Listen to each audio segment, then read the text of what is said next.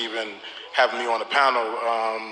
So for those in the audience who don't know my story, I was incarcerated for 19 years.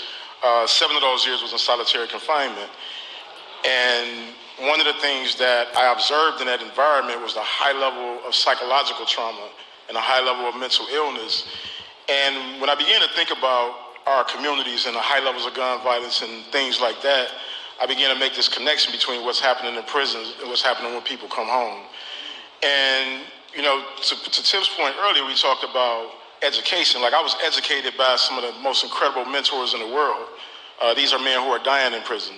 These are men who have 35, 40 years served, and they had 20 years in when I came in. And they saw something in me that was redeemable, even when I didn't see it myself. And to me, that's what I call like a real OG. I think that title has been given to people who haven't earned that title. But real OGs, they learn from their mistakes and they impart that wisdom on the next generation.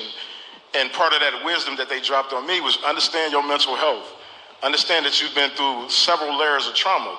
I was 17 years old when I got shot, never even considered any type of treatment. 16 months later, I shot and killed a man. And when I started asking other young brothers who was convicted of murder, you can see that story. After they had got shot, they was in proximity to somebody who got shot, and they eventually went on to shoot somebody